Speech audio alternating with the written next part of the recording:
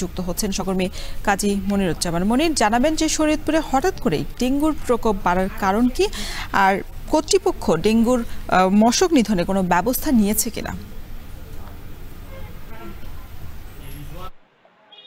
রওশন, মূলত সেপ্টেম্বর এবং অক্টোবর জুড়েই কিন্তু মৌসুমী বায়ুর প্রভাবে মাঝারি এবং ভারী বৃষ্টিপাত হচ্ছে। এর ফলে এডিস মশার সংখ্যা বেড়েছে এবং এই মশার কামড়েই এই ডেঙ্গু রোগী আক্রান্তের সংখ্যা বাড়ছে, এমনটা কিন্তু চিকিৎসকরা বলছেন। আজ ২৪ ঘন্টায় শরীয়তপুরে ২৭ জন রোগী কিন্তু বিভিন্ন সরকারি হাসপাতালে নতুন করে ভর্তি হয়েছে।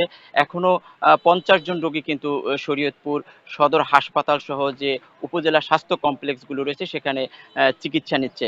উদ্বেগের বিষয় হচ্ছে যে রওশন, আগে ঢাকা থেকে যে সকল রোগী জ্বর নিয়ে আসতেন তারাই কিন্তু ডেঙ্গু রোগী হিসেবে শনাক্ত হতো। এখন কিন্তু শরীয়তপুরের যারা বাসিন্দা তারাই এই ডেঙ্গুতে আক্রান্ত হচ্ছেন এবং সেটা কিন্তু দিন দিন বাড়ছে, প্রতিদিনই বাড়ছে। এবং আবহাওয়া অফিস যেমনটা বলছে যে এই অক্টোবরের মাঝামাঝি পর্যন্ত মৌসুমী বায়ুর প্রভাবটা থাকবে। সেক্ষেত্রে কিন্তু এই মাস জুড়েই এই ডেঙ্গুর প্রভাব বাড়বে এবং হাসপাতালে রোগীর সংখ্যা বাড়বে এবং চাপও কিন্তু বাড়বে। আমি সদর হাসপাতালের কথা যদি বলি, এই ১০০ শয্যা হাসপাতালে কিন্তু আজকে ২৯৯ জন রোগী ভর্তি রয়েছেন। এই বাড়তি রোগীর মাঝে ডেঙ্গু রোগীদের চাপ সামাল দিতে চিকিৎসকরা কিন্তু বেশ হিমশিম খাচ্ছেন।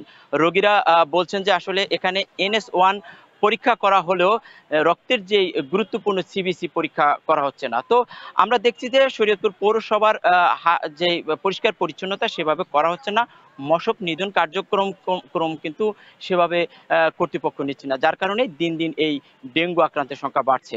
রওশন, ডেঙ্গু পরিস্থিতির খবর জানাতে শরীয়তপুর